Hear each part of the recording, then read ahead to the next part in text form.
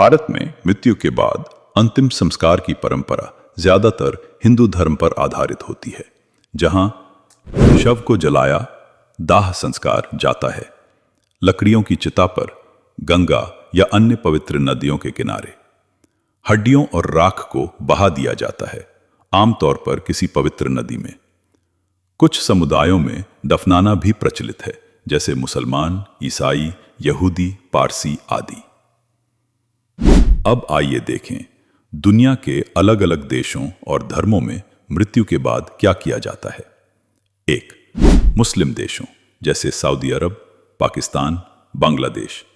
शव को दफनाया जाता है, जमीन में सीधे या कपड़े में लपेटकर।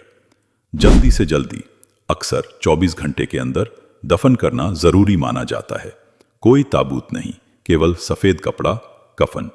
चुपचाप दुआ पड़ी जाती है। 2. ईसाई देश जैसे अमेरिका, यूरोप। आमतौर पर शव को ताबूत में रखकर दफनाया जाता है। कुछ लोग अब शव जलाने, क्रिमेशन को भी पसंद करने लगे हैं। चर्च में अंतिम प्रार्थना होती है, कब्रिस्तान में दफनाया जाता है और कब्र पर नाम लिखा जाता है। 3. जापान 98% से ज्यादा लोग शव को जलवाते हैं। यह एक परंपरा है और कानून भी जलाना ही मान्य करता है। हड्डियों को परिवार के लोग चुनते हैं और उन्हें एक पात्र में रखा जाता है। 4. चीन परंपरागत रूप से दफनाना पसंद था, लेकिन अब शहरों में जगह की कमी के कारण जलाना ज्यादा प्रचलित हो गया है। कुछ समुदाय अब भी कब्र और पूजा मानते हैं।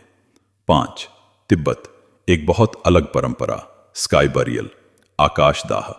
शव को पहाड़ों में छोड़ दिया जाता है ताकि गिद्ध उसे खा सकें। यह मान्यता है कि शरीर प्रकृति को लौट जाना चाहिए। 6. अफ्रीकी देश बहुत विविधता है।